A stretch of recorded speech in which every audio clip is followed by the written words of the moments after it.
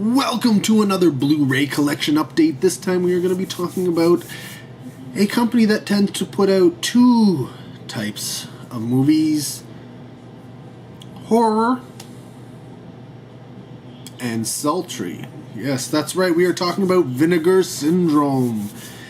And honestly, let's start with the sultry and move our way through to, the good stuff, I guess you'll say. So, first up, I only have essentially one of their straightforward porn films.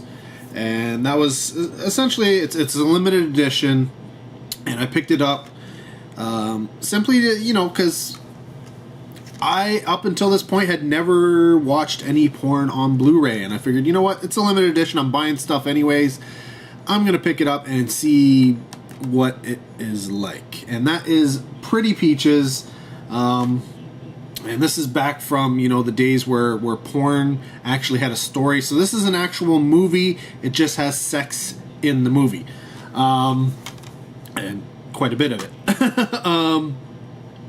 But overall result is I don't really need to buy anymore because it is, it's just like any other Blu-ray, except there's nudity. And you know what? With today's movies these days, short of the hardcore action stuff going on, there's plenty of nudity. You don't need it. Porn.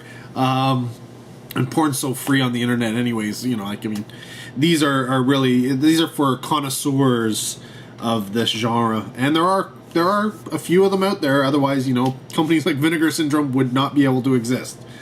Next up is a double feature release from them, I believe also a limited edition, and that's the Jekyll and Hyde Portfolio and a Clockwork Blue. The Clockwork Blue is kind of schlocky, sultry, so it's got the nudity, but it's also got some comedy to it. The Jekyll Hyde Portfolio has the nudity, but it's more of more along the lines of horror and such. Next up, I have Massage Parlor Murders. Now again, this has a little bit of nudity, sultriness to it because it is about a massage parlor, but it's also sort of like a murder mystery type thing, so it does have the horror aspects to it as well. It's from the early 70s, so don't expect a lot from it. In fact, most people probably would not like this unless you're into that era of films and murder mysteries and of course sultry filmmaking. Next up is Night Train to Terror. This is a very fun film that, I don't know that a lot of people are really into, but it's kind of got this cultness to it. I love the cover. That is like screaming like classic VHS horror cover. So I gotta love that. Next up, a film that honestly, the cover is kind of lame, and that's Runaway Nightmare. Again, we're looking at a horror film. It's okay. I wouldn't necessarily recommend it to anybody, but it is what it is. Follow this up, a film I'll probably cover this year on the 12 Days of Xmas. That's Christmas Evil. Gotta love horror and Christmas put together in a film, and that is what you'll find here with Christmas Evil. It's a very different look at the horror Christmas mashup. Next is not horror and it's not sultry, but it is released by Vinegar Syndrome, and that is the absolutely crazy action Raw Force. Now, there is some sultriness to it, as you would find with most Vinegar Syndrome things, but this is one of those bonkers 1980s action films, and just look at that cover. That cover alone is amazing. Now, honestly, I think this is probably one of the best Vinegar Syndrome releases out there. If I had to recommend anything from them, it's going to be Raw Force because it's so much fun. And then finally, my last Vinegar Syndrome release is the exclusive release based off of their exploitation television streaming service, crowdsourcing, double feature of The Executioner Part 2 and Frozen Scream. Yeah, and they have since released, I believe, both of them on DVD, but this was the only way to get them on Blu-ray, and I don't believe they're ever going to release them any other way. This is number 507 of 550, so there's only 550 of these ever made. I don't know that he got rid of all of them during the... what was it? I don't even remember which service he used to crowdsource, but I do believe that he was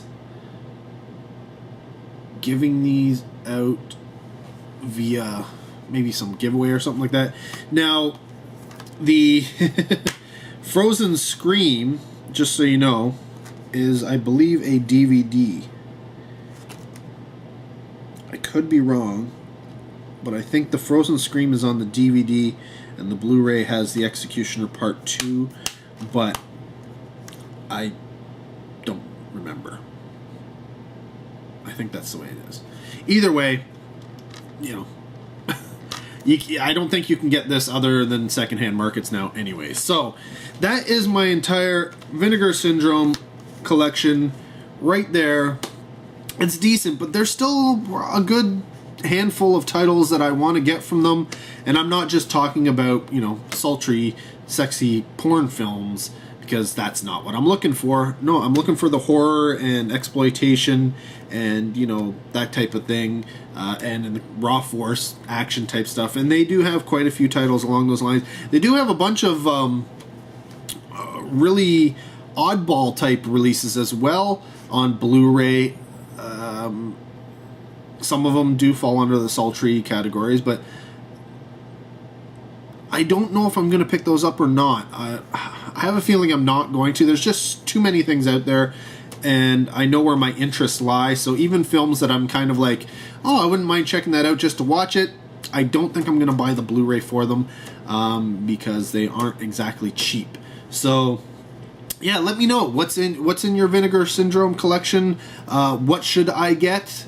And again, knowing that I'm stay away from the porn. The only one that I may pick up is Sex World, currently that he has out there, simply because it is sci-fi, and I've always wanted to kind of check it out because it is from that sci-fi era, where it is schlocky. So I think it would be a lot of fun.